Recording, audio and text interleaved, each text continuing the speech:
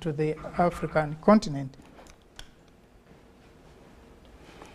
And so we normally look at these issues with your contributions, sometimes with your discussions. I know members last time, some people were saying you should allow us to have at least a call-in and we discuss some of these issues. And I was like, we didn't want to turn the program into like a TV or a radio discussion, but the option is if you let us know early, we can organize so that we can have your video with us, and then you can talk to us other than just having a phone call. So if for members who may wish to have a contribution, you have a number there which you can use, and then you can let us know. We'll definitely, you WhatsApp us and we can make arrangements to have you online.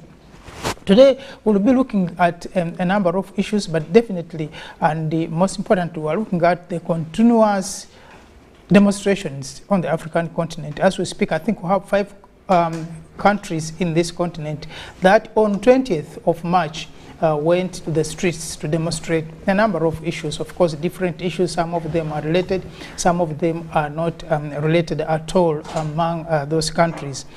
But today in the studio, my name is James Mututa.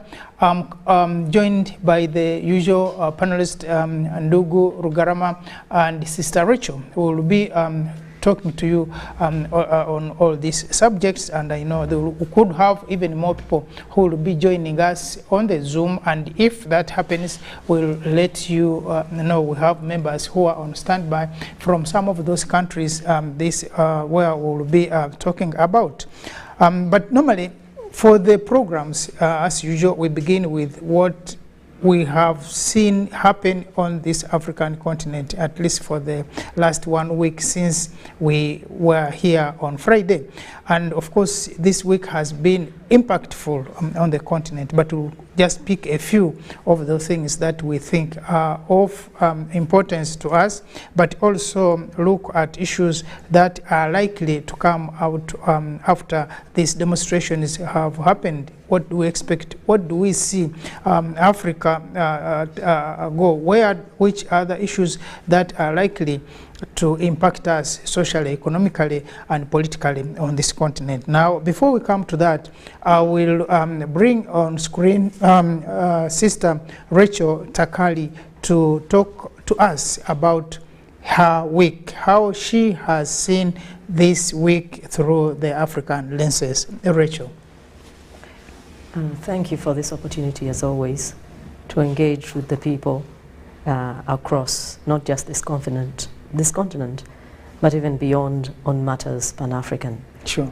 Even before we go to the center of our discussions today, for me there are a number of issues locally that have Pan-African overtones. One of them was the flagging off of a military consignment from here to Equatorial Guinea, and it included military uniforms and police uniforms also. That was conducted under the African Continental Free Trade Area, so Uganda is also moving in a very good direction. Sure.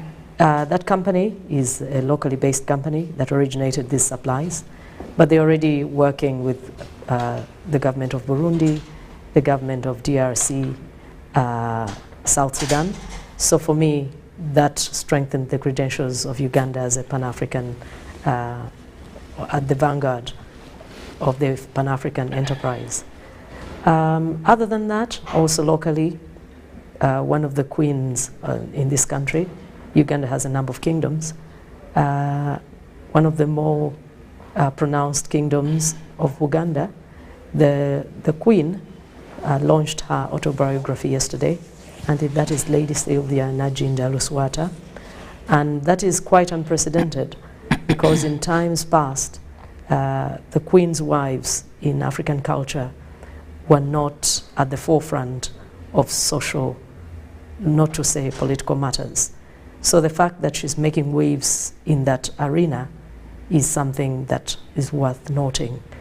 Okay. Still on Pan-African matters, a local business, which is Centenary Bank, has opened a branch in Malawi. that is noteworthy because most of the operations in financial terms are usually undertaken by enterprises of foreign origin. So the fact that a Ugandan business is venturing in that way is something worth noting. The others are not so Pan-African, but they relate in some way or the other. Just yesterday, World Athletics said they would not entertain people who are competing in the female category, but they had in fact gone through male puberty. And these ones are what they say are transgender athletes. And they said in the interest of protecting the female category, because they have an unnatural advantage, that is not something they will be dealing with going forward. That's what are men doing in women's sports? Well, they say they are transiting from men to women. And they say physically you're still a man, you disadvantage natural women. But before that, World Aquatics had also taken the same decision last year. And they said, please, biological men who say you're women, you cannot be allowed to compete against biological women. But that's of course the other question we're asking about. And it was a question about who is an African. Now, who is a man, who is a woman? You know, these are questions that may not. But I think for me, true, those are. For me, what is interesting is that World Aquatics made this pronouncement last year. And as far as I know, I have not heard the United States government saying they're going to ban World Athletics or World Aquatics. But they are shouting very loudly about acting harshly because the Ugandan parliament said they do not agree with men who say they are really women and really want to marry other men. And I don't know, is it because, for example, some of the more prominent athletes who are impacted by this move are Africans? There is Keste Semenya, who's of South Africa. She was competing in the 800-meter category when World Athletics said, look, you're biologically a man, we will not accept your performance going forward. Another one is from Namibia. Her name is Kristen Mboma. She was competing in the 200-meter category. She will not be able to do that going forward. A third one is Francine Niyonsaba. She's from Burundi. And they say, look, biologically you're a man, you will not compete against other women. I have not heard the United Nations say you're not right to say a biological man cannot compete as a woman. Now they're saying Africans cannot pronounce themselves in the same way. That, for me, underwrites the hypocrisy that we've been talking about all along. It was not one of the issues that we are looking at today, but definitely you bring in the issue of the Parliament of Uganda passing that bill. And of course, not the first time it is being debated anyway.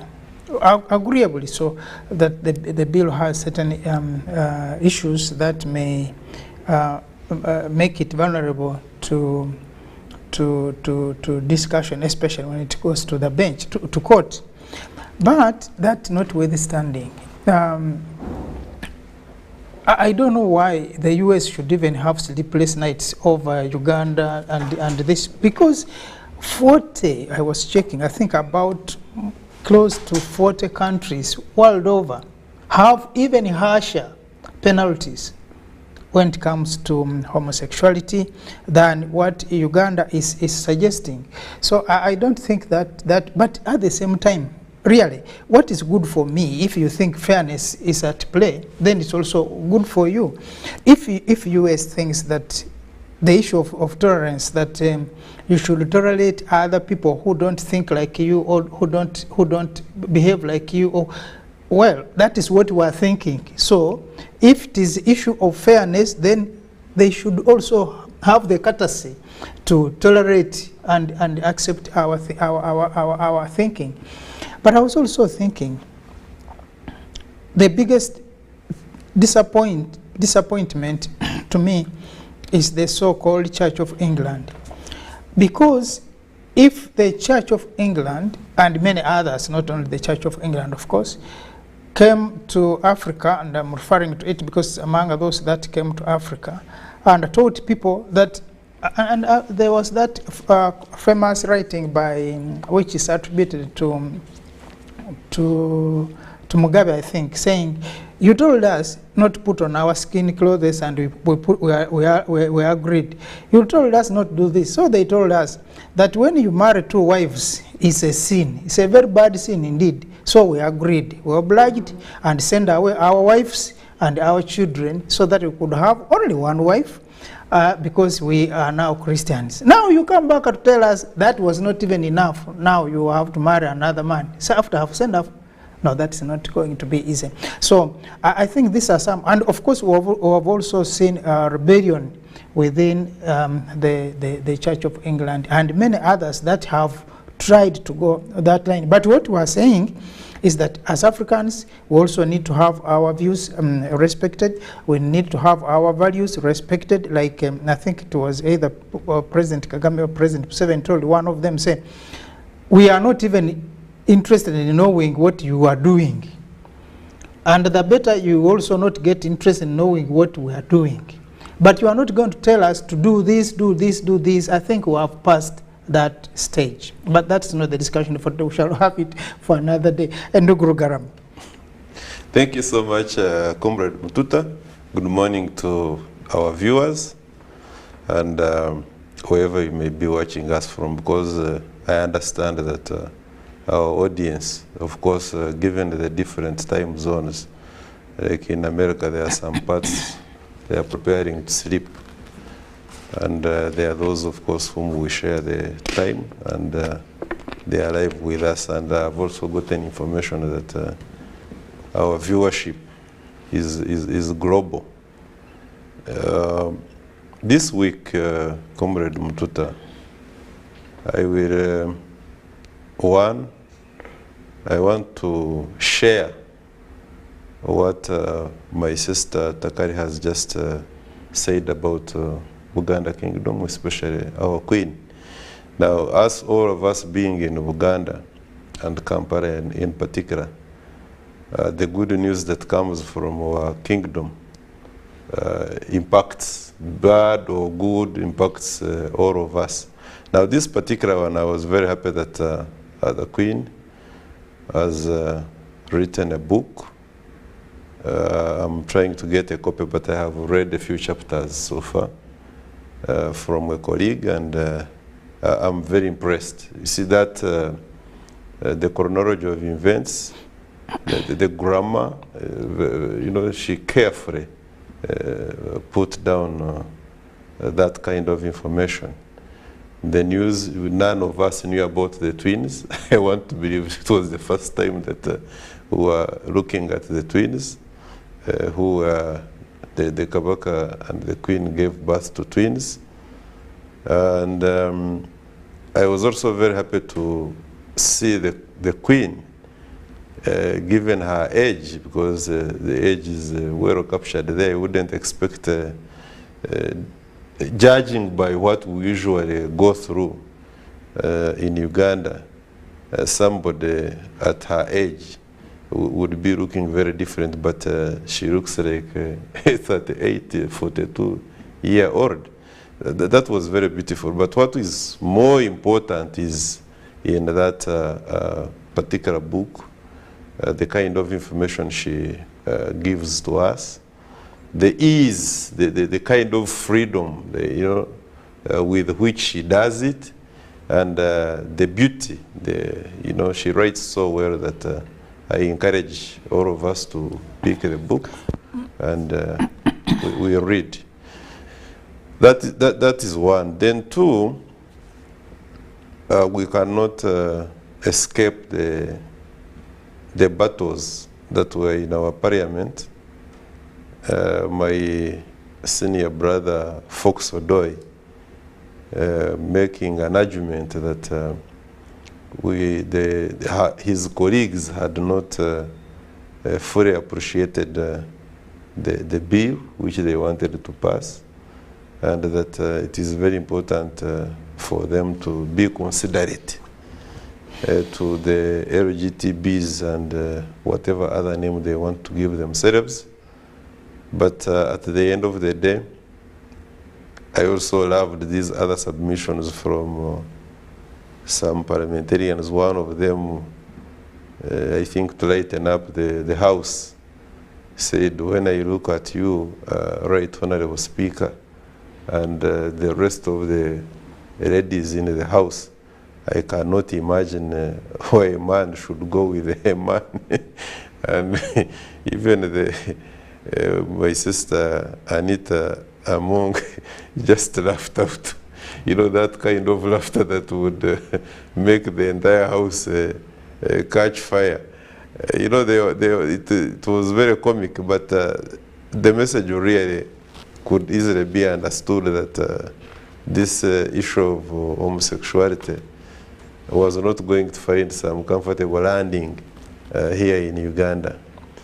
In the same light, I listened to, I watched the news, the CNN, about the day before yesterday, and this reporter, and you see, this is what we have already said, and those who care to follow some of these arguments of ours must have noticed.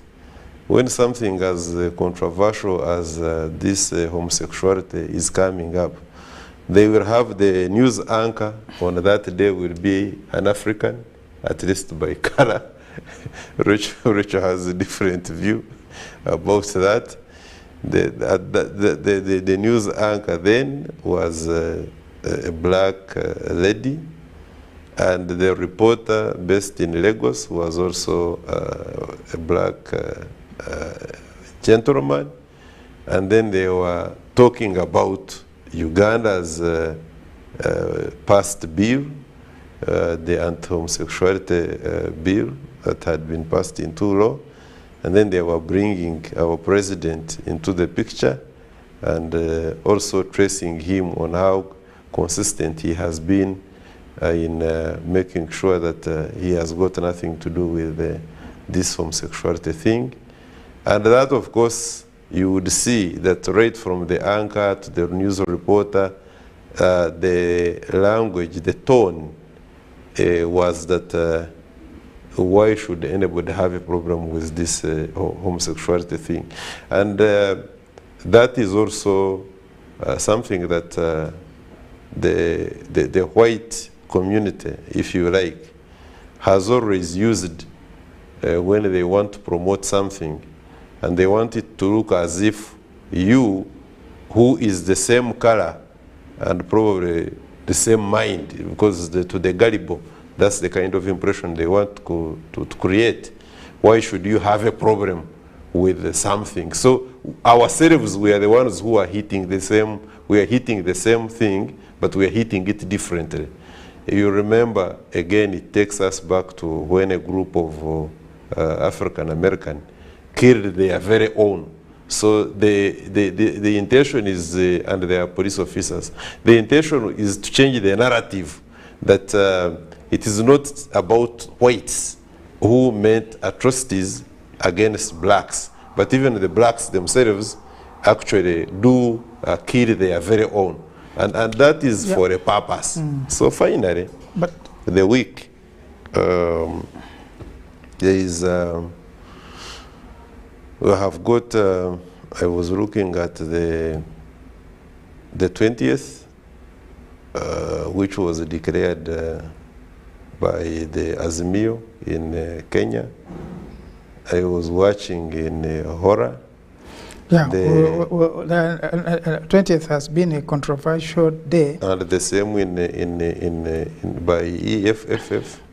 Yeah. And I hope that is our discussion today. Only just to state that I think the same was happening in Senegal. But of particular interest really for me was Kenya and South Africa. Our brother Julius Marema of EFFF and Muzei, lead of opposition, Azimio, Raila Odinga Omoro, and their choreographed way of wanting to shut down the economy, which, in my opinion, creates so many talking points. So that was my week. Yeah, thank you so much, Nduguru Garama. And that is, I think, in short, how the week has been. But I know your friend Macron was also having trouble in his kingdom. He still is. I think he's still having. And some of the problems, I think, have also been the mismanagement of his issues. But they are minding so much about telling others on how to do business when they cannot even do business back at home. I know, of course, when the Americans are also lining up for money in the banks. So some of these lectures, I think, with time will stop. And then people begin addressing issues as they arise. Because we have more issues and serious issues to look at than looking at people with the homosexual bills and whatever. So these are a lot of things that are now happening in some of those countries that we thought we have been copying and admiring and emulating. Today, we want to go to look at the issues of these demonstrations on the African continent. These demonstrations engineered, some of these demonstrations genuine, and what are the issues that we are looking at in these demonstrations? And we speak, like you did mention, I think we have on 20th of this month, we had 5 countries on this continent going to the streets to demonstrate, from South Africa to Tunisia, Nairobi. All these countries were in demonstrations, and we're going to look at each by each, and we see where the problem could be. These demonstrations helping to sort out some of the issues, that the underlying issues that these people are demonstrating against, or these political statements that may actually maybe inflame the demonstration. I mean, more problems for these countries than we are looking at. So, for example, let's look at a country. Let's go to your friends in Nigeria, because Nigerians are demonstrating against the elections, that the winner of the elections, the presidential elections, shouldn't have been the winner declared, because they are saying that there were a number of issues that could not measure up to having the winner of that election as the person of the ruling party. But before that, we had discussed here, when we were looking at the elections that were going to take part in Africa in 2023. And I think we did mention and agree that for the elections in Nigeria, what is going to happen is that there is going to be a winner, but that the other losers are going to say, no, the elections were rigged. And because, you know, the backdrop to the elections, we had a lot of insurgencies in some of the states of Nigeria, and we had some of the offices of the Electoral Commission raided. So that already signaled that there was going to be a problem, and we knew that definitely someone is going to come up to say, no, these elections were not fair, we have to go back to the elections. And indeed, I read from a report by the European Union saying that the elections should be repeated. In fact, it's throwing in even a new spanner in the elections. But at the same time, the president-elect has not also helped issues, because he also doesn't believe that he won the election. He's not actually sure if he won or he didn't win. So, other than the other countries that are demonstrating for the bad increasing living conditions, Nigeria is specifically on the elections, and they want the person who was elected to resign, and then they can have fresh elections, which to me is not going to be possible. That's what, for me, I think, and I think that demonstration is not going to yield the results that the people of Nigeria, those who are demonstrating, because the first runners up to in that election, I think is this gentleman. They normally call them Rugwara Atiku, but I don't think that is going to happen. Do you have your take, Ndugu Rugarama? I want to take you back to the history of electoral process in Nigeria. Our viewers must be aware that right from when the colonialists physically left Africa, without exception, but since we are talking about Nigeria, the history of Nigeria was that during colonial rule, the Igbos were favored, and this was characteristic of the British colonial rule.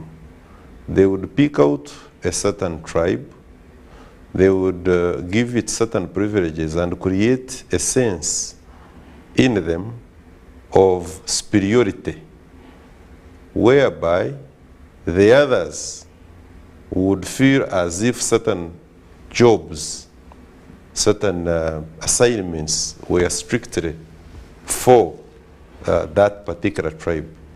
In Uganda, it is just recently, with the entry of NRA, that we came to grips with the fact that any other tribe can hold a gun and wage a successful war. Police, prisons, army was a preserve of mainly north and eastern parts of Uganda. In the same way, the Nigerians were divided along tribal lines by the colonialists, and the Igbos, up to now, arguably, are the most educated in Nigeria, and they assumed that belief that they had the right to leadership. No wonder that at one time, if you look at the Biafra War was in the main fought because the Igbos thought that it was impossible for them to coexist with the Fulani, with the Hausas, because to them they are not properly educated, if educated at all, and therefore they make governance impossible for the educated class. The electoral democracy in Nigeria has always been that if it is the turn for a Muslim, and you can go back and check how they have been flowing, the other interruptions once in a while not withstanding, if it is a Christian, for instance, that becomes a president, then the next, it is like the unwritten rule. You don't ask me that, does their constitution say so? The next president is going to be a Muslim. If it is a president from the southern part, then the next president is going to be from the northern part. Now, the patterns seem to be changing, and the consistency now is that we now see Muslim, wasn't the former Muslim, a Muslim, this time also a Muslim. Now, this is not what the Nigerians were expecting, especially when you cast into who is now leading the mass movement, the demonstrations. You will realize that they may not say it so loudly, but it may not be about, if, for instance, this the electoral process had produced somebody, not Mzee Tunuru, Tinubu, yes, had not come onto the scene, and a Christian had, the regardless of what actually happened during the process, electoral processes, there would be peace, relative peace for that matter. But now, because there is a repeat of another Muslim, because like I told you, we have got our colleagues there and we share a lot, we get unfiltered information and we try to analyze it. What is not being told to the general public is that a good section of the Nigerians are protesting a repeat of another Muslim being a president. The unwritten rule has been broken, and they are finding it very hard to swallow that.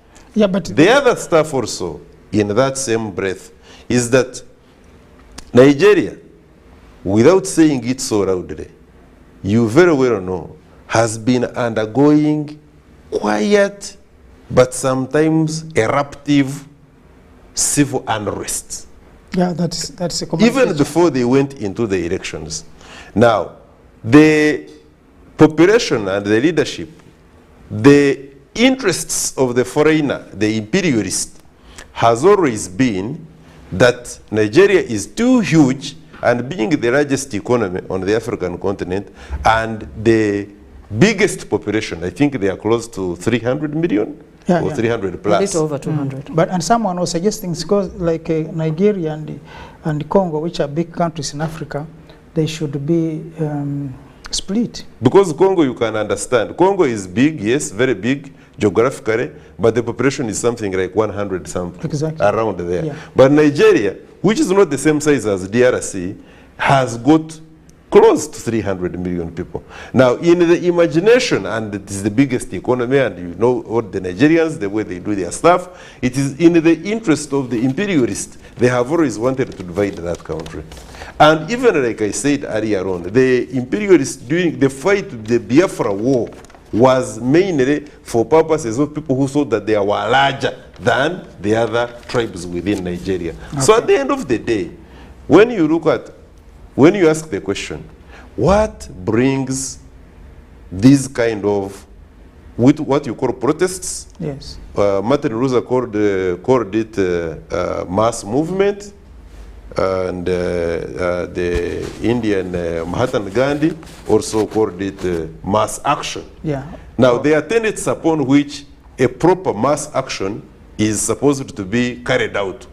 Now, for the case of Nigeria, since you said we first look at Nigeria, I would tell you that what is causing, apart from the general picture that Africa inherited certain tendencies from the colonial master, which cut across, but in the case of Nigeria, there has been brewing discontent amongst the tribes for a very long time, which by God's grace were handled by all the successive leaderships, but now because of the increased hand, which is no longer invisible, of the imperialists, working through and exploiting the differences within the religious groups and tribes, if you like, in Nigeria, to make sure, because there is a rare mineral in Nigeria which was discovered not so long ago, especially where this rebel outfit, what is the name again, is very active. The Boko Haram, where they are very active. There is a very rare mineral, which is the most expensive mineral in the world. And it was discovered not so long ago, and the number of NGOs, so-called NGOs, which are operating there, strictly use planes, helicopters, and fighter jets to exploit that raw material, and then they take it directly. But I want to assure you that a combination, one, of making sure that we increase the rifts between the tribes within Nigeria by the imperialists, so that you can exploit their natural resources. Two, making sure that you do not have Nigeria, because it had started becoming a big influencer in the thinking and the unification of Africa, like Libya had become, so that you can cut off the largest economy by the largest economy in Africa, which is a big influencer, because when you look at the role of Nigeria, for instance, in Africa Development Bank, it is one of the biggest contributors of African Development Bank, where African countries draw money for development. If you can destabilize it, then you would have destabilized the anchor upon which the center nerve of Africa rests. Is based. Okay, sure. Now, I think there's a lot that we can learn from Nigeria, and which can be for the rest of Africa, that these influences we talk about in the African, meddling in the African politics, someone sitting somewhere and trying to control and say who should be the leader or the next leader of our country has been common and has been with us. But also sometimes I think there is also a failure on our part as Africans to see this happen, and sometimes we have the capacity to stop it, but maybe we are not able to do so because of the different interests of the African leadership. Now, not living in Nigeria, I think we'll come back to that, but Rachel, your friend, President Kais Saied of Tunisia, of course in Tunisia is another country where we had on 20th again the demonstrations in the streets of Tunisia. Now, of course, even before these demonstrations, he had started his issue of racism. How the other African immigrants were going to change the demographics of Tunisia. But we had a very big demonstration there on 20th also. Part of the problem there was the living conditions, the hardening life, like I want to put it, in that country. But there were also many other issues that I will bring you on board to discuss with us about what does these demonstrations and the administration in this country, Tunisia, seem to be pointing at, especially in the African context. Ndugu Mututa, I believe I need leeway to digress a little, for the simple reason that these demonstrations underline two main things that we've been talking about. And it comes out very clearly that the people of Africa, and in this particular case it's very interesting because every major region of the continent, aside from Central Africa proper, is represented in this present dynamic. From Tunisia, which is Northern Africa, and then you have Senegal and Nigeria, who are West Africa. Then you have Kenya, who are East, and Southern Africa, of course represented by South Africa proper. The people of these regions, like we've been saying, are finally understanding that the questions that drive the vision that is the African superstate can actually never be solved unless we have a grip on governance issues and we have a grip on our economic affairs. The people of Tunisia have been very loud about the cost of living. They've been very loud about impunity. They've been very loud about insecurity. It is interesting that at the present time, these particular demonstrations are not choreographed, but there is a convergence, there is a meeting of the minds in every area on the African continent, where people finally see that it is not so much who is occupying the highest office. Because if Kais Saied was removed at this time, I assure you that the president who replaces him would find the same challenges. If in fact Mr. Tinubu did not assume office in Nigeria, and for example Atiku Abubakar, who's spearheading these efforts to actually reverse the political order in Nigeria, he could not meaningfully impact the very issues he's talking about. Sure. He's saying the Independent National Electoral Commission of Nigeria has not done a thorough job in ensuring that that election was free and fair. But I know Mr. Abubakar did not consult Mr. Raila Odinga, and he did not invite Mr. Odinga to join him at this time in saying the Independent Boundaries and Electoral Commission of Kenya is not what it should be in the eyes of Mr. Raila. And I also know that those people did not consult the opposition in Senegal, who say that the efforts of Mr. Macky Sall, I think, to probably extend his mandate, yet they say it should be strictly 2 terms of office. But they are beginning to fear that he has a scheme to actually return and replace himself in the next contest. And he is erecting barriers, they say, to keep Mr. Osman Sonko from replacing him as the main challenger. What I'm trying to say, Nduku Mututa, is that governance issues, and we have talked many, many times about the template on which we operate as African nations, left by the colonizer, and we have worked very hard to build hardware on top of a faulty and cracked software that cannot serve the interests of the African people. Sure. So when the people come to the streets, it is not so much that the people of Kenya no longer want Mr. Ruto. It may be the case, but it also may not be the case. He's in the grip of a crisis where there's a shortage of dollars, but high like you are prices. saying, like you are but saying, we are saying that these issues are not for the office bearers of these countries. They inherited a system that is cracked, a system that needs fixing and refixing radically.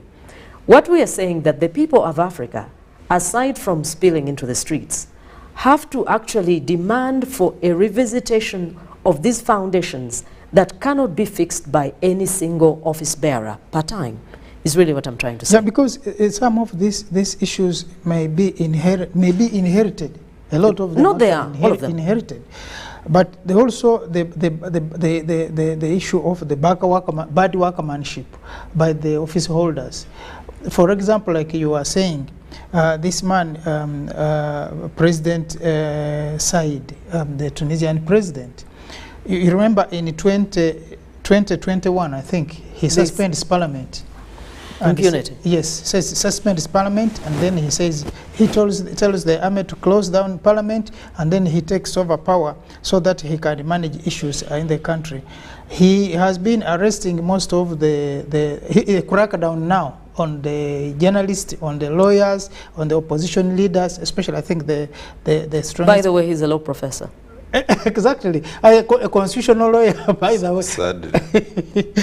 So he's a land friend, but I don't know sometimes whether people change or circumstances, like you said, when you inherit this machine, you also have to drive it to the speed that it has been accustomed to. So I think the people of Tunisia now find themselves in a very tight corner. At the same time, when he starts now creating a kingdom out of a democracy, I think that is part of the problems that he's also facing. But you realize that his crackdown in the long run might boomerang, because opposition is growing, and now it comes in with the current crisis of economics of the world. I think this now drives the unification of the opposition further to destabilize him. But I think all said and done, you also realize that if this was in a country maybe south of the Sahara, things would have been different. But this man also has his European supporters. And much as he's saying that the black Africans should not be part of the population in Tunisia, because Tunisia needs to maintain the Arabic identity, not many people are condemning it. People are talking about it quietly. So that also shows the double standards of some of these economies, some of these countries that we think our friends, and they are so good to us. I think, Ndugurugama, do you have something to say on the Tunisian thing? What is of great importance here, and I think Sister Takari scratched it. Probably with time she would have dug deeper. The truth of the matter is that if you want to appreciate deeply that some of these demonstrations, as we wish to call them, or the so-called mass action, when they are not well grounded and pinned against proper concrete principles, you are not going to get anything going forward. You just have to visit some of the areas where this has happened.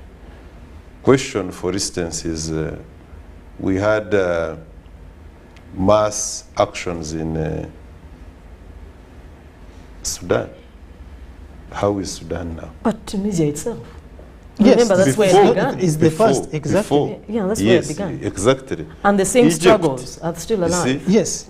Now Egypt, it started, then rotated, then it went back to where it had started from, then it, you know. So at the end of the day, the question is, who is in charge of some of these protests? The question was posed in the case of Kenya, and we are coming there, by senior comrade PRO, that if for testing purposes we give the State House to Baba Odinga for 2 years, will he change the livelihood of the Kenyans? Like he's claiming that it is one of the reasons upon which he has declared an economic shutdown. Yeah, when we get back, I think we'll be going to Kenya to see what happens. What's the end game after all these demonstrations in any of these countries? What is the end game and what's the plan after these demonstrations? Do we have a solution to the end of it or the beginning of the next phase after these demonstrations, or it is just politicking and heckling each other at the same time, spending a lot of taxpayers' money but not doing much? We will come back to that after this short break, and please don't go away. We'll discuss the other issues that are still left with us here. So please just be with us, don't go away. Be back shortly after this break.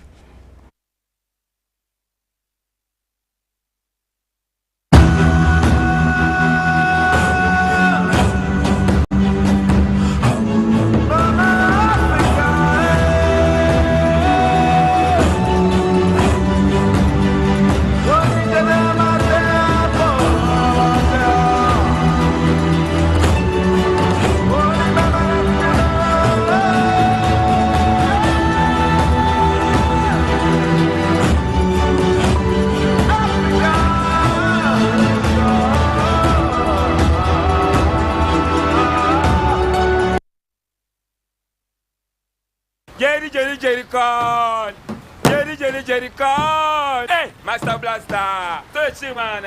Buy Jerrycan with muscle! Those ones who say go is for you only. Mundawa! Best movies I teach you. When I go to which Muscari, because of the camera is very far. Is you serious? Is serious you? What? Yeah? You step it on it. Add kilometers to your legs, and you get your sugar. We buy meat from Umaru. And the woman refused to give you enough meat. Mama! Show him that they don't joke with you.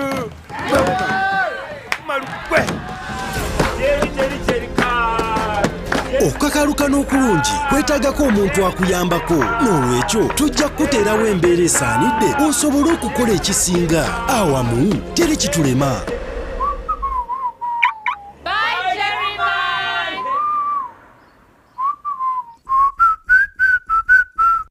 The Tales of Kasozi, brought to you by Uganda Communications Commission. Hello? Hello? This is Kasozi. How can I help you? Hey, Kasozi, my brother. Long time. We last met when we were at campus. It's been a while, but you are the person I'm looking for. Campus? Really? Hey! You don't remember me? Okay, so how can I help you? I'm stuck in Gulu making millions and I need to urgently send money to my sick mother. But I can't find any mobile money agent near me. I've sent the money to your phone, as you can see the message. It might take a few minutes to come through, but I urgently need you to send the money to my mother. Let me send you her number and you send it to her chap. My friend, I'm afraid your mom is going to die. What? Because I don't know you, I never went to campus, and I'm also in Gulu. So can we meet at CPS, we talk about it? Stay tuned for what Kasozi does next. Tofera, refrain from unnecessary engagements with strangers over the phone. This message is powered by the Uganda Communications Commission.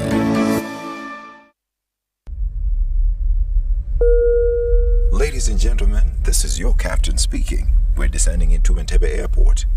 For those proceeding to Kampala City, the biggest event in East Africa is in town.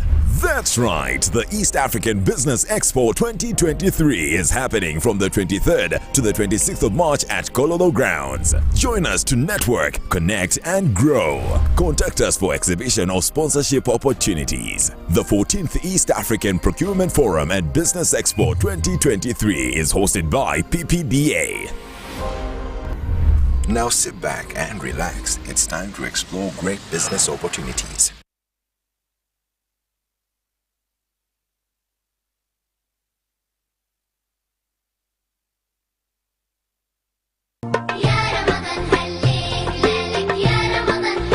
Salam alaikum wa rahmatullahi wa barakatuh. From the Union of Muslim Women and Organizations in Uganda, Ramadan Mubarak, Ramadan Karim. Twagaliza omwezi ogwa Ramadani omulungi, kye kiseera twekuba emitima tudde eri Allah. Ebusoga bannange mwena mbagaliza Ramadan enungi, nimbendeza omwezi mulungi ogwa Ramadan. Tumefika katika mwezi wa Ramadhani na watakiza kila la kheri katika mwezi huu Ramadhani Al-Karim. Akong Aisha na shalami kinisiri amunu kiere lote so kama na rakeda suroti ngora 10 bukedi ya palisa akoro amunu kinorikes kiere aisibana jokan. شهر رمضان مباركا أهلا بكم ومرحبا بكم يا جماعة الخير المسلمين أهلا وسهلا ومرحبا بكم شهر رمضان مبارك. As the Union of Muslim Women, we have prepared so many programs with the sheikhs that really speak to our hearts and our minds. We request you to be on UBC during the day 3 to 4, but also during Daku time 5 to 6 a.m. in the morning. Ramadan Kareem, Ramadan Mubarak. Salamu alaikum wa rahmatullahi wa barakatuh.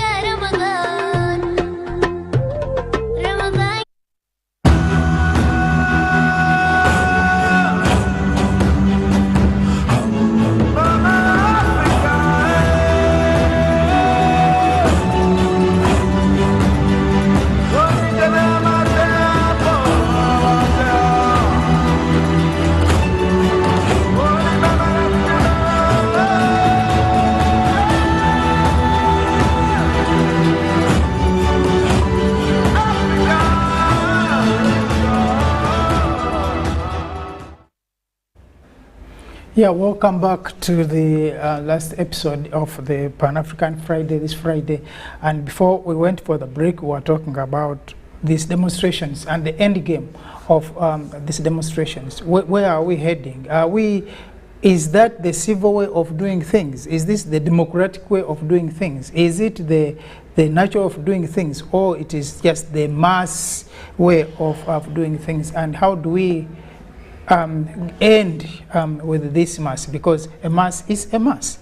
But for the first time, I think, colleagues, I have also a reason to disagree with my friend Mulema, this time at least, for the South African demonstrations. Because when you again go to South Africa, one of the biggest issues that they're demonstrating against is load shedding.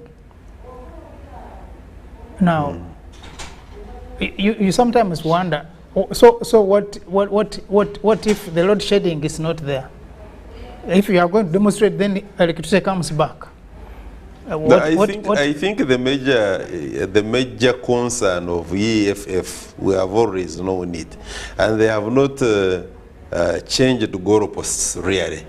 I usually have problems, and whenever I have interacted with Comrade Julius Marema, I have endeavored to share with him. Of course, his approach to issues, politics especially, is militaristic. And radical, yeah. And his way of doing things, I don't know, but I think he will find it very difficult going forward to be very accommodating and encompassing of diversity.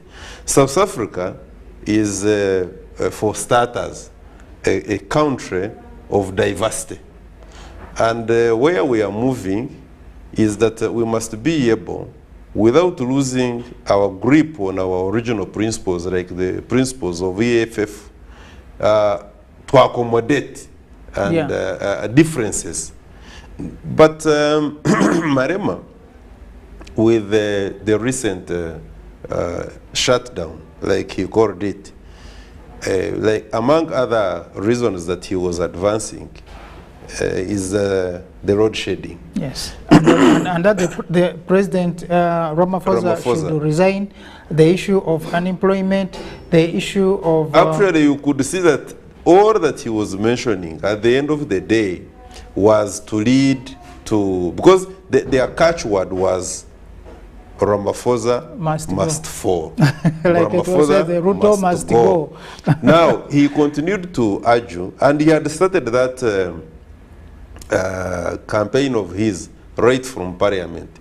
You saw how he ran onto the microphone where the President Ramaphosa was addressing parliamentarians from, and he attempted to do what he actually did, and how he was refrained.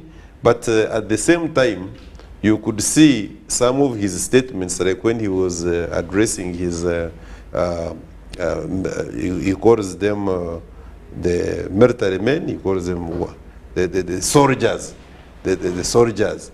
He says that there is no way we can be distracted and we cannot fail to win if we won against Comrade Jacob Zuma, whose Pan-African credentials are very well known. This time he credits him.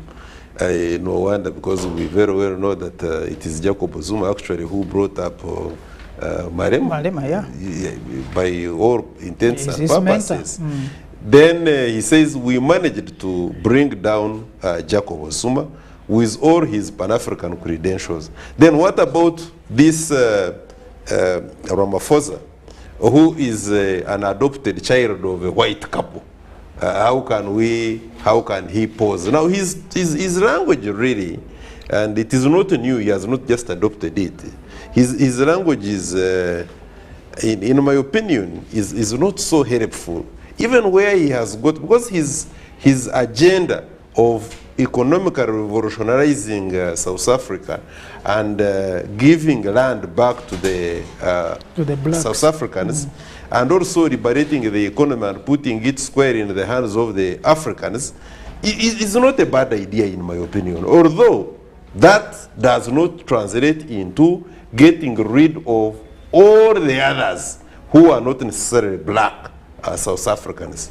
But you must find a tactical way of doing it. Now, because the economy of South Africa has been struggling of late, even when we know it is the second largest, has been struggling of late.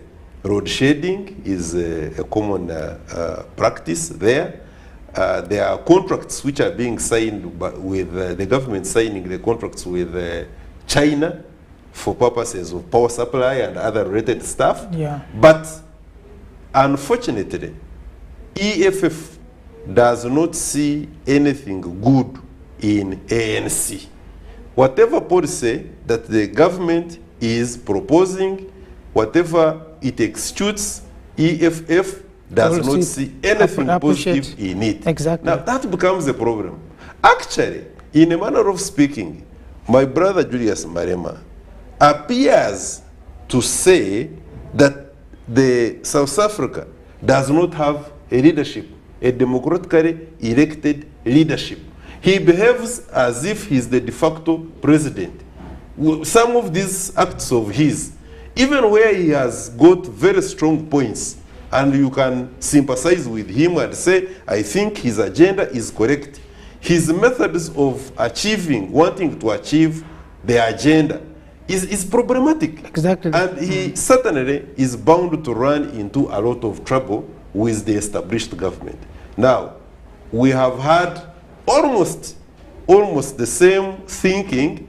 The only difference now being the age. Malema is a young man like ourselves, and Baba is somebody who is in the evening of his life, and we expect him, and he's been around for a very long time, we expect him to appreciate some of these things much better at an advanced stage.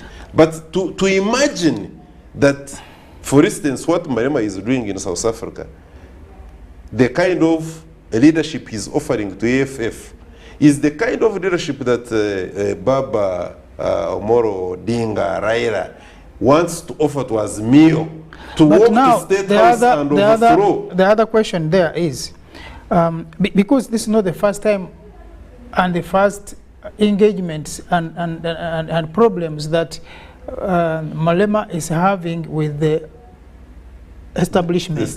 Yes. He still had the same problems with Zuma. Jacob Zuma. Yes, because you remember, said Zuma was corrupt, Zuma was inefficient. All these claims that he mentioned of Zuma are the same that he's levying on Ramaphosa. Yes. Maybe of course, Zuma also had his own issues, just like Ramaphosa is also having his own issues, because even his rating in ANC is not also very good. It wasn't any better even when you remember he was against our own Zuma, the Madam, the former chairperson of the African Union. Exactly. Yes, and it was a narrow win. Yeah, if you remember. So, and of course, the issues of the corruption things that they're talking about. But that notwithstanding, it shows you that, and in fact, for Malema to remain relevant, he should never be a president of South Africa, because should that happen, and they are going to turn the same things that he's claiming against others unto him, he will not survive. In fact, this was one thing I was also saying, that like Baba is more relevant when he's not in government, because the issues that you are looking at today are not going to go away. They'll remain there. But how do you now tell people that now I've changed and these things are going, the fruits are going to fall immediately? But even before we go that, Rachel, what do you look at from the Malema demonstrations? I think, like I pointed out earlier, these demonstrations, in this particular case, you're talking about Malema, but the issues are really the same across the continent. These opposition leaders, perhaps out of desperation in some cases, what they claim is really disingenuous. And they themselves know that if they were to sit in those seats today, they also could not make a difference, because the system is set up in such a way that it is not for the people. Malema is a person who's building on the demonstrations of others. In January this very same year, the Democratic Alliance, I think which is the second largest political formation in that country, had demonstrations still on the issue of insufficient power generation. As they retreated, I think, to consider if they had made any progress, here comes Mr. Malema. But Mr. Malema is also advancing the same argument that the people of the opposition supporters of Mr. Raila are fronting. They're saying at this time that the people or in government in Kenya have failed to do anything meaningful about the economic crisis. But in all fairness, there is no country that is at fault in totality for economic dynamics at this time. We know that there are reasons from without that are responsible for this state of affairs. Not that the local leaders don't have any hand in this matter, but to rest all responsibility at their feet is unfair. The people who support Mr. Raila are saying that there is lethargy, that there is no effort to address what is happening on the economic front. Food prices are through the roof, fuel prices are through the roof, but we also know that Kenya is in the grip of a very severe famine, and it has been, well, a very pronounced drought in the northern part of the country. And so the supplies of food in that country are not what they could be or have been in years past. They also say, this very same man, Mr. Raila and his supporters, that they want to conduct an audit on the IEBC servers to really make sure that there was no malpractice. Now that is really taking us, I don't know how many steps backwards. Exactly. It is ridiculous and unacceptable. Yeah. But they are also saying that IEBC was reformed without their input. So they want the electoral system to be dismantled once more and for him to be taken on board. But for me personally, I think the reason why Mr. Ruto is so bitter at this time is because Mr. Ruto is refusing to sit down with him to cut deals. But even before we end up on that, I think as we were summarizing with Nduguru Garama on his friend, who is also my friend anyway, from South Africa, Julius Malema, and we are looking at the issue of the relationship, the similarities between these two leaders, the Ndugu Malema and the Mzee Raila. Now you realize that even before that, in 2021, yes, when we had the demonstration in South Africa, in which about 50 people died, I think a number around that number during that, and you remember the looting that took place in South Africa, and also the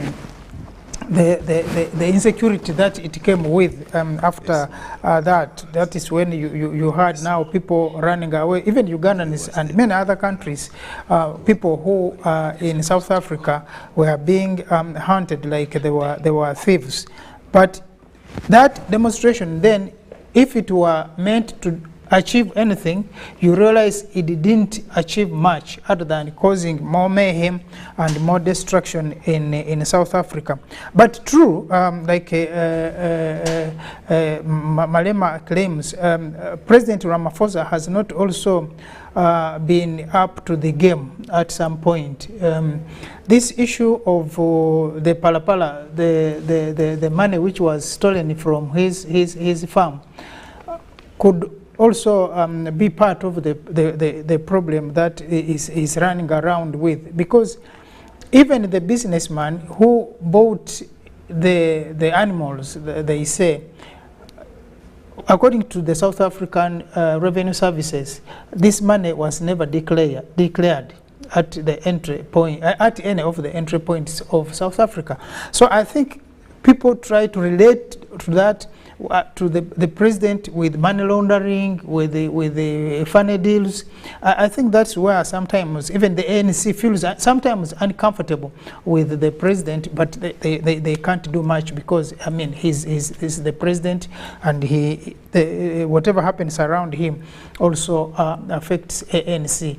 But I think Malema also needs to appreciate the situation in which we are living today, because the issue of electricity is not a new thing in South Africa. It has been there for quite some time, and it is upon now the government to sit down, and even Malema, because he has a big following in parliament, to sit down and agree on what can be done to help the people of South Africa. So I think this demonstrations alone are not going to help that, given the history that, especially in South Africa, where both hostilities by police but also demonstrators has resulted in a number of deaths in the past. So I think telling the president to step down, that is not enough, because, okay, he steps down, then what happens? Some of the issues What is of critical importance, Ndugu and our dear viewers, in my opinion, yes, we have a history in South Africa where even the famous kingpin of democracy and freedom fighting, senior comrade the late Madiba, said at his deathbed that the South African revolution is still on. My becoming the president is just signals the start of the revolution. So the revolution is still on. And you who have been left behind, it is your responsibility to complete it. Now, I do not think that in the mind of Senior Comrade Madiba, Nelson Mandela, those of us who call him that, he had the kind of mentality to issues, approach to issues like Marema has. Sure. I find it a bit difficult, for instance, that Comrade Marema is going to be able to achieve the results he wants to achieve with the kind of approach to issues like he has. It becomes a bit disturbing that in the modern kind of global politics, you can have the grabbing of microphones, shouting at the president, House Speaker, in Parliament, having the level of confrontation and fight with the police, and then you ultimately expect that you are going to get the desired results. The EFF, with all due respect, has got a very good agenda. But this agenda, I doubt so much that by having and being at loggerheads with the ANC, which is the mother of the liberation movement in South Africa, right from the days of Kaisake Same up to the present day. And remember that of about the 3 or so regimes now, right from the immediately after the departure of Nelson Mandela, we had Mbeki. Mbeki had trouble within the ANC. Now the ANC is not doing so much to consolidate the gains so far achieved. At the same time, we had the regime of, shortly thereafter, we had the regime of Comrade Jacob Zuma, who also got rough time with the rabbit Julius Marema. Exactly. And we saw what happened. Then from there now, we had a tight race between Madame Zuma, the wife, the former chairperson of the African Union, and Ramaphosa. Now Ramaphosa, who has been adjudged to be a sellout by the, not just even the EFF of Julius Marema, but also members of ANC. Exactly. And it is against that he was being decampaigned not to become the flag bearer of ANC. But you see, at the end of the day, what is the bigger picture? The bigger picture here is that at the trend at which the politics of South Africa are moving, the cutthroat competition, which is very unhealthy, between EFF and the ANC, which they are actually supposed to be one team, because their ultimate goal is to make sure that they get the people of South Africa from the shackles of the apartheid. Apartheid now, because you can see the tone that Comrade Marema, for instance, cuts when he is addressing parliamentarians, referring to parliamentarians of the Indian origin, for instance, and other race, as you white, sit down, don't talk to me in that fashion. Now, I don't really think that Marema is going, and EFF is going to achieve so much by, and I'm not saying that by persuading them and talking nicely, probably the whites in South Africa are going to like the Marema groups. No, and what, so. No, not necessarily. But you see, we can, I do not have to like you in order to work with you. Exactly. Rachel had something to add. These issues are not new. And as you said, when it comes to South Africa, these power blackouts have been on for more than a decade, by the way. So they precede the presidency of Ramaphosa, and they precede the presidency of Zuma. Of even Zuma. This has been a problem because of their aging coal infrastructure, coal power plants. I don't know whether they were not serviced adequately. Eskom also, which also runs some of our power plants here, has been riddled with debt. Exactly. And yet they are the monopolistic supplier of power to that economy. So revisiting the foundations of the South African state is the only way to move forward on these issues. Ndugu Malema needs to take very serious notes from the Zimbabwean example. The late Dr. Mugabe was of that same persuasion. Look what a mess he left that country in, because the colonizers are unrelenting in their approach to African liberty.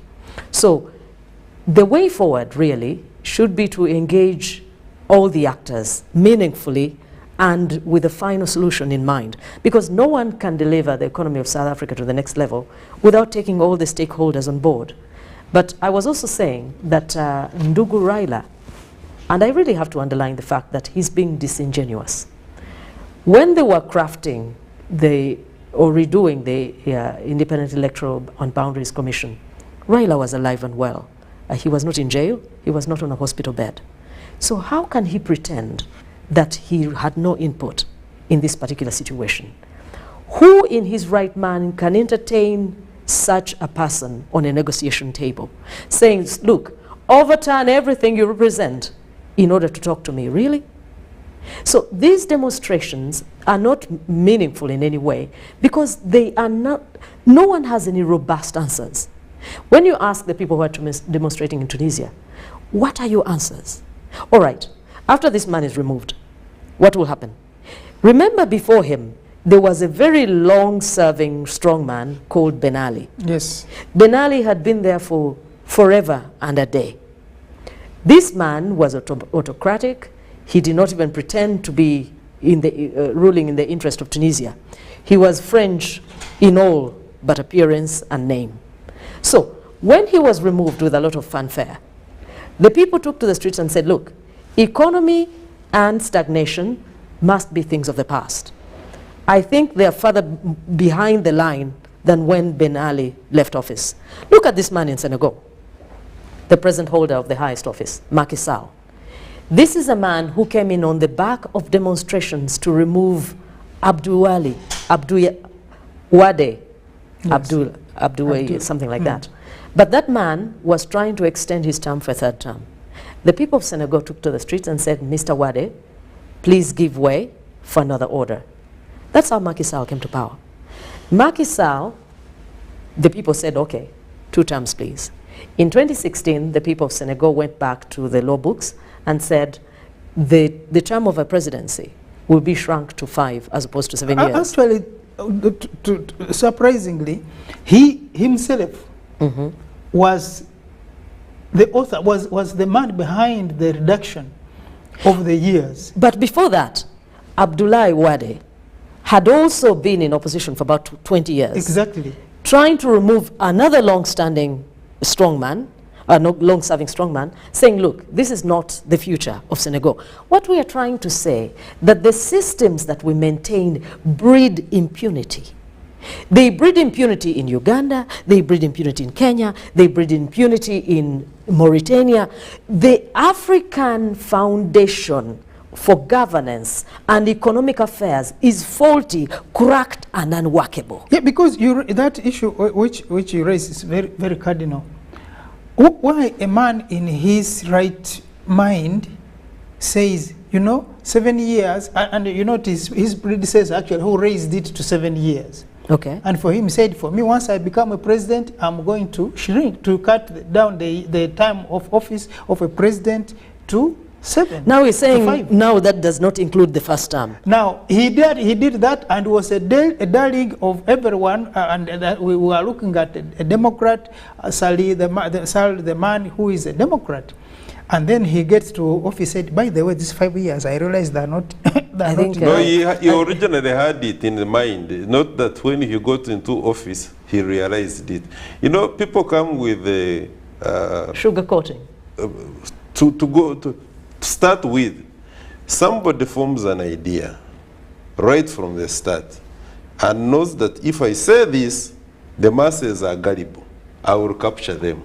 They will know I am pro them and I'm a Democrat, quote unquote, Democrat. But at the back of that person's mind is the idea that this is not me and this is not what I'm going to achieve. I only want to get into the seat and I'm going to drive my own persona. Africa is not short of such people. Yeah, but now, where is the problem? Do we now realize that this political fraud is a feature, is a thing of us? Yes, for the simple reason, we've said many times that garbage in, garbage out. FIFO and LIFO. So, this system, we are saying the system that was left by the colonizers can never serve the interests of the African people. The African people must find the time, they must find the courage, they must find the resolve to redo the foundations of governance and economic life. The systems that we have in place were placed there exclusively for the colonizers' benefit. And that is why the founding fathers of the present African dream were people who understood that this particular foundation has to be redone. This foundation destroys the reputation, the dreams, the aspirations of every country on Africa, including the office bearer. But I think it is also important that we, of course we have, but institutionalize opposition. Because there are very good people who can be in opposition, but they cannot be in leadership. Why not? I mean, imagine. They are best performing exactly in opposition than when they are in leadership. And we have seen many of them. That presupposes, you see, it's one thing for the opposition. You must have a willing and respecting leadership in place, and respecting, I emphasize, to have a thorough opposition's views being adopted, co-opted for purposes of governance. Otherwise, the way we run our politics, largely speaking, on the African continent, and elsewhere, by the way, the way we run our politics is that you have been defeated, you are in opposition, you have got nothing useful to tell me. And that's our dilemma, by the way. Because have you realized that in systems, and I think NRM has tried to do that for several times, getting from opposition members, bringing them into the mainstream systems at top levels to, and this is the broad baseness that we used to have. Now, of course, we identify individuals and bring them into the system for purposes of, you bring that you have been talking about outside the system, And and we see. Yes. We had the likes of, who was not necessarily in opposition, but who came along, the late Professor Paul Nsibambe. We have had members from DP, a good number of them, who have joined the recent one, of course, being Honorable Chairman Norbert Mao. We have had people from FDC and elsewhere who are joining the NRM. But that's a different thing from what I meant. What I meant is that, do we have a way, maybe like this iPod, how do we take iPod suggestions, discussions, like a think tank, to be incorporated and form a fulcrum upon which the governance issues are determined? Because the usual thing, which I find very problematic, is that the sitting government would have undergone a lot of political altercations with the opposition. Now, when finally the opposition becomes opposition because it has been defeated at the ballot or whatever happens there, and a leadership is established, because this is what actually Omoro Raila Odinga is kind of saying, that reform the electoral processes, that the commissioners and the entire leadership, Chebukati's leadership at the so-called independent. I don't know why we even call it independence. Even if you don't call it independent, if you are doing a good job will be a good job. You don't have to call it anything independent or democratic or what. Now, two, that the other issue is that there is a system which Dr. William Ruto found in place, and he's now all of a sudden purging out people. So they want him to stop that altogether. Then the other stuff is that, to start with, the leadership offered by William Ruto is contested. That is the reason why you are saying that they need to go back and open the, and redo the I exercise. think compared to Senegal, I think the issues of Kenya are also unique, but also the other issue of the think tank, of political thinking.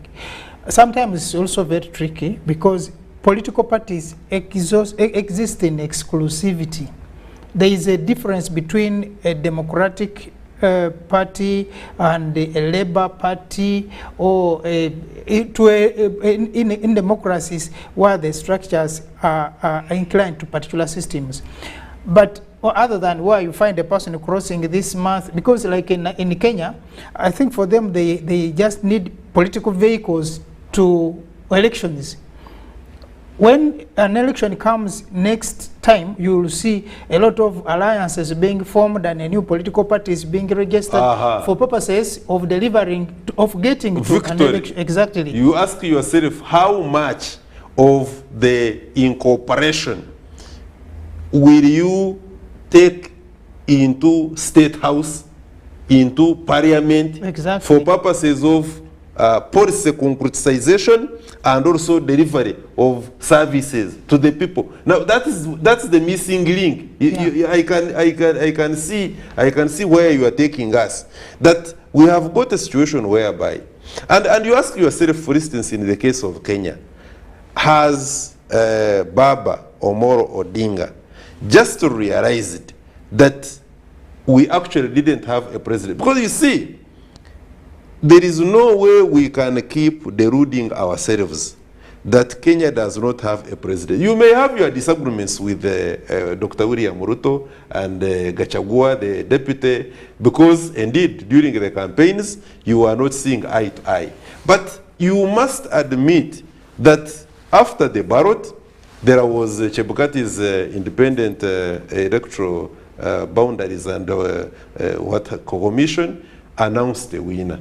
You challenged that, you went to court. Court pronounced itself over the same matter. Now, for heaven's sake, it is pure delusion for anybody to think that you can go act as if Kenya does not have a president. But you are bound to meet trouble. Even where you have those differences, by the way, if you may just allow me a little bit here. You may have those differences, and I'm not saying that William Ruto, the president of the Republic of Kenya, is immaculate with his leadership. No, but for heaven's sake, it is just 1 year into the seat.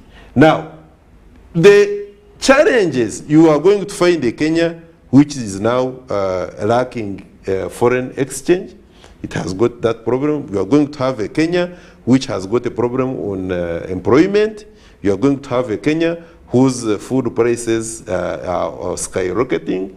And you are going to have a Kenya probably that has got an issue to do with sorting out the public image, because they are coming from upon the hills whereby they spent a lot. They have gone through, you remember 2007, 8, what they went through, 2017, what they went through, all that. Now, for you, and I think this is what we were sharing during the break here, even if you got the Baba Raila Odinga and his and his team and said, now you are the ones in charge, what are you going to do here? So at the end of the day, like I told you, mass action, declaring that every month there is going to be economic shutdown.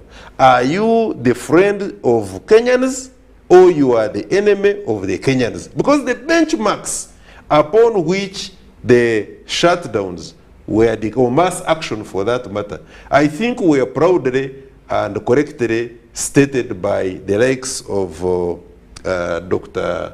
Martin Luther King during the civil rights movement, and also Mahatma Gandhi of India. Yes. So failure to go by the benchmarks as enshrined by those two masters of mass action, you are only going to be staging a routing and thuggery kind of exercise. Rachel, your take?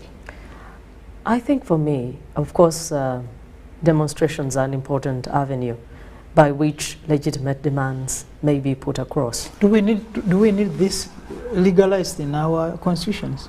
It is. It is actually in the Kenyan constitution. It's there. Even and in most African nations. Yes. South Africa, of course.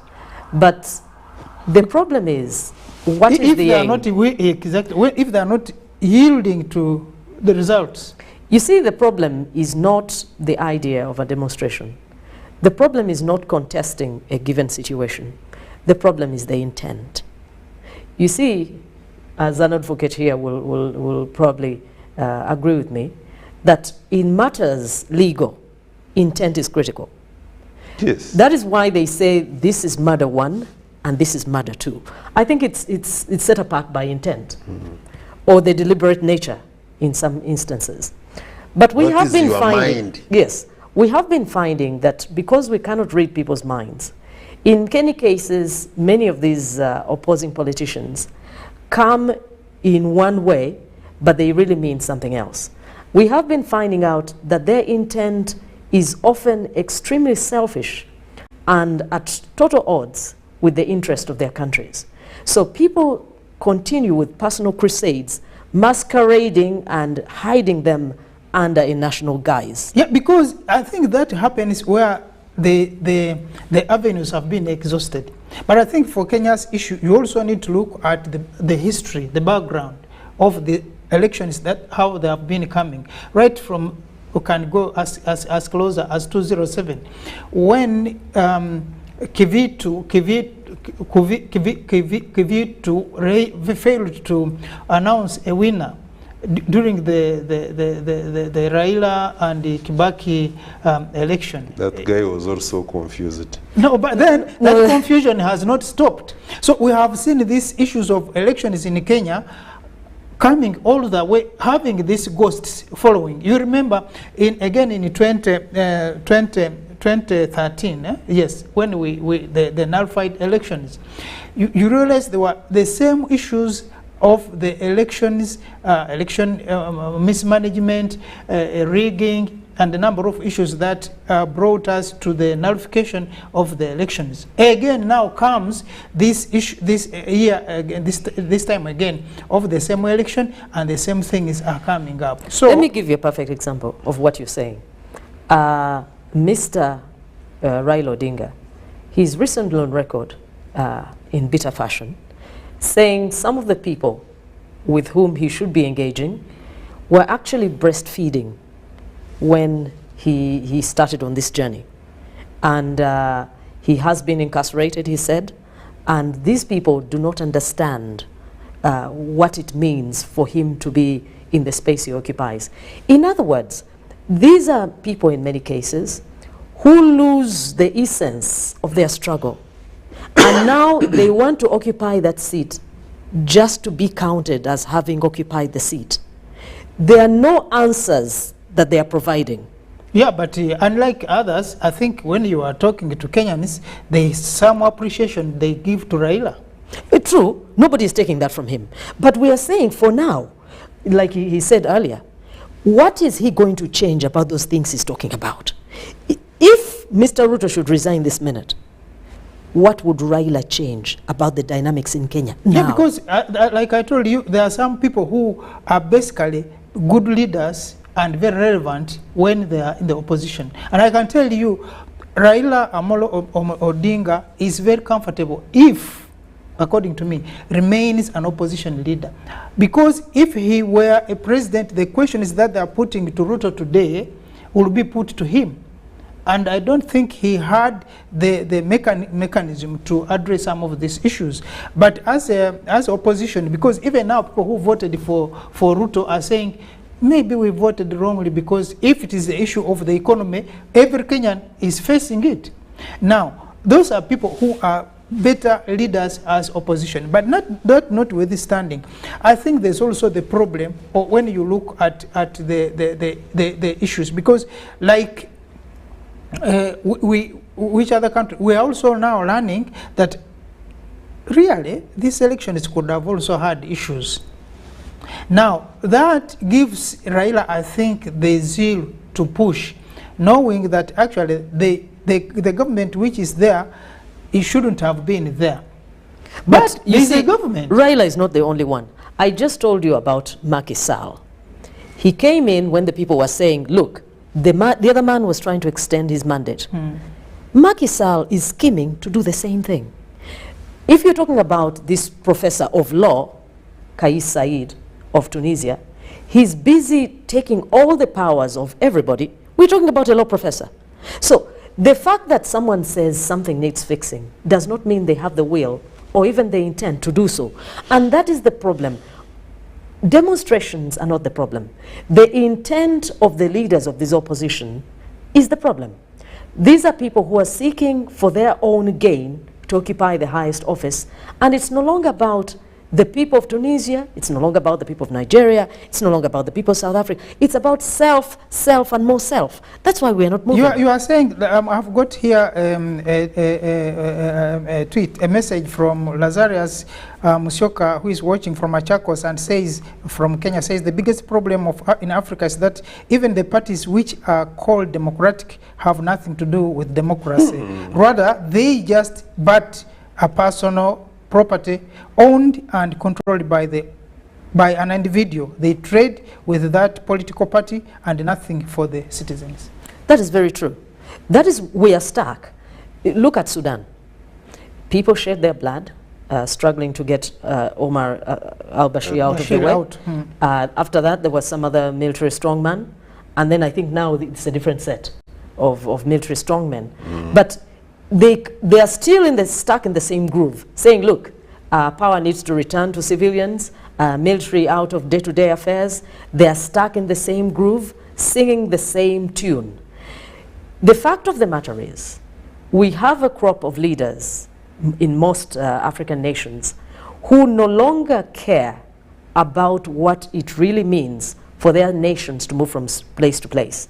It's about occupying the top spot, staying there as long as I can, doing whatever I have to do to make sure nobody but myself sits where I sit, regardless of my output. That's our problem. Yeah, but also another person is asking here a question, which I also think is crucial, is saying, if the problem is to do the audit of Kenya elections, and if we believe that the elections in Kenya were fair, why can't we audit? No, wait a minute. I think that one is also being unfair. You see, that very question was asked. It was asked and to the judges. A competent court of law in Kenya was asked that particular question, and the same question was answered.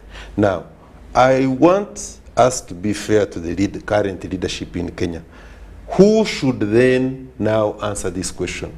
Should the President of the Republic of Kenya, to whom this question was framed and asked the court to answer in his disfavor, be the one to answer it by carrying out an audit? You see, at the end of the day, there must be an end to litigation. You do not have to litigate all the time until cows come back. That phase of litigation is well captured in the laws of any republic or any country for that matter. And Kenya is not an exception. The fact that the first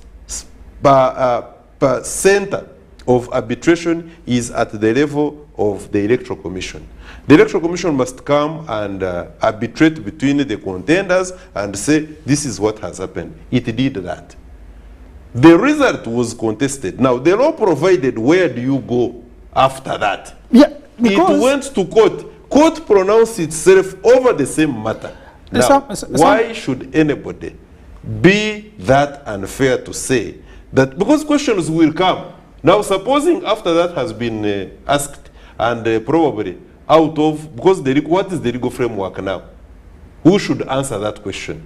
If the courts answered, the Electoral Commission answered, and somebody is not satisfied, and all he claims is that we are going to march to State House, you are carrying out a coup. That's what it means. And as we said, for me, my main issue is taking power for power's sake. That is why Africa is stuck.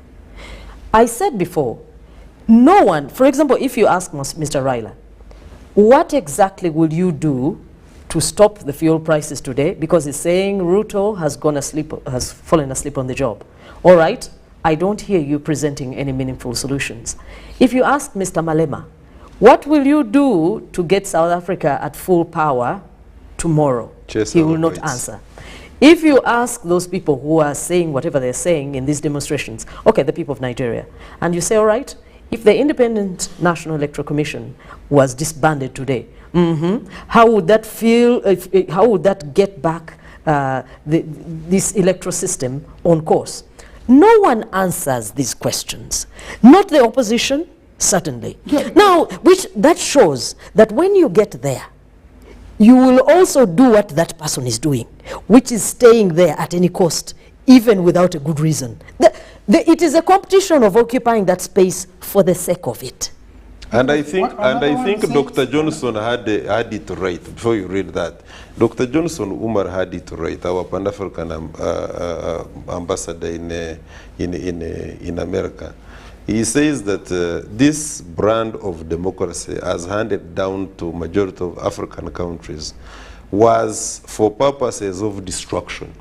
And you can see how much time we lose in the so-called practices that make up democracy, including electoral democracy. Because I can assure you that we don't care to answer the important questions that will put Africa at the forefront and in a competitive position. We care so much to participate in the so-called democratic practices, electoral processes, for purposes of, has my tribesmate been put into office? True. It's about that. And it becomes a very big problem because we shall keep undercutting. And when the imperialist sees that, and he has always known it, by the way, he is going to fund the divisions, to increase the ideological bankruptcy within ourselves for purposes of looking at tribes and who gets into State House, which tribe keeps getting into State House, which religion gets into further positions for purposes of eating and collaborating with the imperial, who does not give a damn whether we die of diseases, we get rubbish education, our economies are terrible, our African Union does not get it correct, we don't come together to form the United States of Africa for purposes of intercontinental competition, and we keep there. Look at one of the concerns fronted by Mr. Raila. He's talking about nepotism. But what is the strongest power base of Mr. Raila? Is it The not his rule. ethnic group? The rules. So, if it is his ethnic group, do you really think if he assumes power, most people in his government will be Kikuyus or these other, there was Swahili, whatever? I'm sure he'll also work to pile the offices with Jaluos. In other words, the contest is not how Kenya is faring, where Kenya will be tomorrow. It is about I, Raila, must sit there before I die, whether I have answers for Kenya or not. I must be there because I have been fighting the fight. But not everybody can occupy that space. But I think the other thing is that, what does then Kenya do? We are not even talking about What was that is what should be answered, but not necessarily in the streets. What does now Africa do? What does the continent do? What was our brother saying this there? This one was saying that Ruto has been in government for 1 year, but has reversed all what a government should be doing. But at the same time, it is true that Kenya and other countries are all struggling. But why is it that the budget and the money for running government, especially in Ruto's and his deputy's office, is increasing a number of times? But there is a claim actually that the reason as to why Baba, with due respect, this is just a claim, that the reason as to why Baba and his cohorts are now staging the so-called mass demonstrations in Nairobi is to divert the audit of the past governments, because they claim that it is Uhuru who is actually sponsoring Baba for purposes of these demonstrations, to divert the attention of the international community from the audit that is now being carried out, where it is claimed that Uhuru and the people he had then rooted the treasury of the foreign exchange. And that is why they are having the troubles of foreign exchange that they are having now.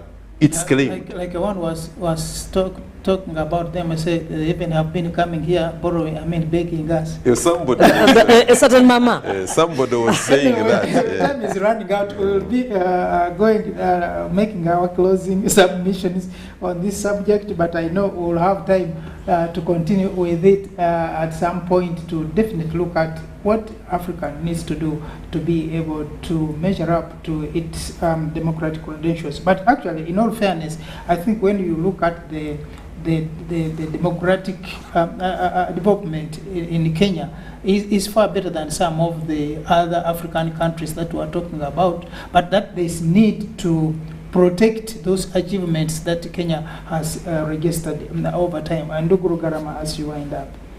There is a communication that was made in the case of Kenya by senior comrade Professor Lumumba. He wrote to the president, Dr. William Ruto, and the opposition leader, Raila Odinga. I recommend, the letter is online. I recommend that the audience reads that letter. It will tell you a lot that probably we are not going to meet in the mainstream media, and it touches on very sensitive but also very important centers of influence as far as the Kenyan population is concerned and the politics generally. The situation of the mass action in, for instance, Tunisia, in South Africa, and in Kenya, just speak to the kind of politics and the influence that we have always experienced, the uncalled for influence that we have always experienced from the former colonial master, who is coming in very subterranean of ways to make sure that where you are not keenly looking, he influences policy. And that policy has got a lot to do with change of governments, and the governments have been changed on the African government, on the African continent, only for you later in the declassified data of CIA to realize that actually it was not about increased food prices that we had, it was not about power blackouts that we had, say, change of government in, for instance, South Africa, but simply because a lot of contracts were going to China. That's true. For me, I'd like to conclude with an African proverb that says, "Be aware when a naked man offers you clothes." How about a woman? Let's speak to the man. A human being, okay. Be aware of a human being, a naked one who gives you clothes. Many of our movements on the continent that are busily clamoring for this, that, and the other, many of them having spilled into the streets, are actually naked men and women offering us clothes. We need answers as the people of Africa. We don't need more tears, we don't need more blood, we certainly don't need to be diverted. We want answers, answers now.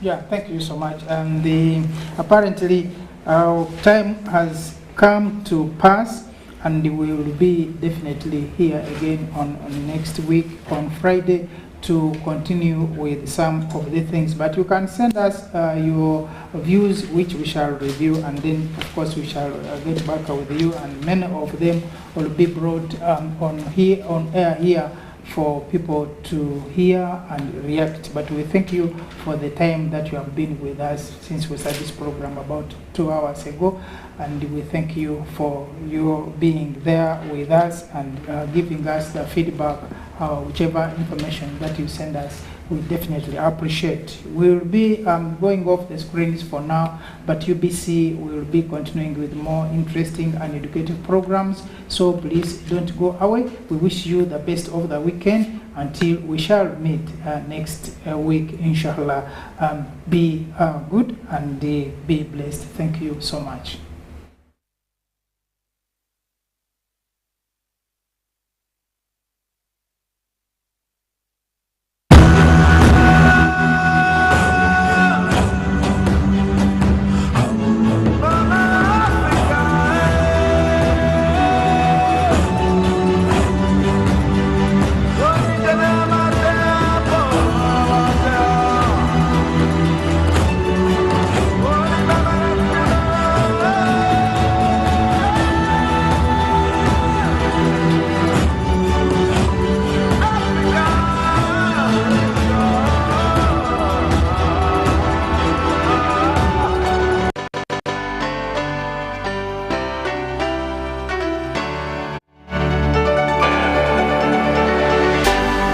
UBC, inspiring Uganda.